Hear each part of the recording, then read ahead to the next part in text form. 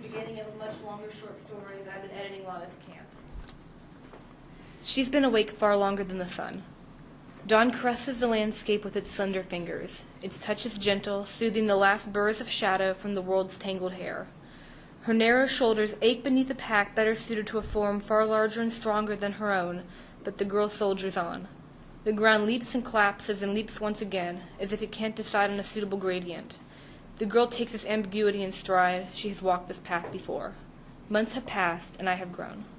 Jubilee comes to a split in the trees, a spot where thick woodland gives way to a rocky outcrop and clambers up onto the stone.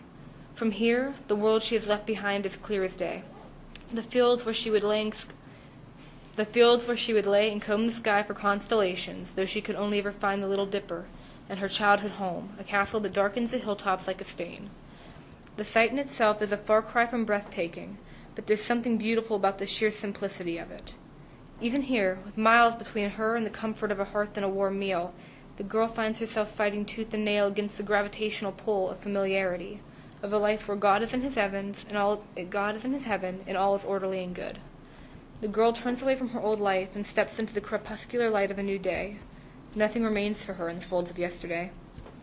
"Let her be, Nanny. You know she can't read this yet."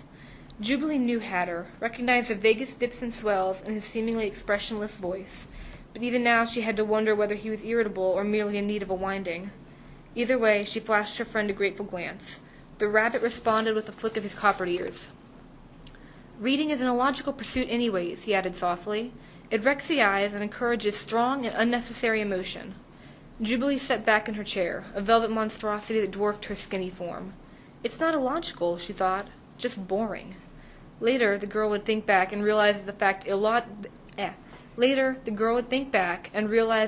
that illogical was even a word in her 5-year-old vocabulary proved that hers had been a less than conventional upbringing. Nanny answered Hatter without missing a beat. She always did. In that and 1,000 other ways, most notably her complete lack of blood and organs, and the gears that clicked and turned where her face should have been, Jubilee's guardian was more clock than woman. "Then your logic is defective," she said. "To read is to have complete and unimpeded access to the greatest minds of the old world. Start again from the first page, Jubilee." The mechanical had spent nearly 2 months now trying to teach Jubilee to read, burrowing the girl beneath stacks of sulphurous, leather-bound tomes and manuals.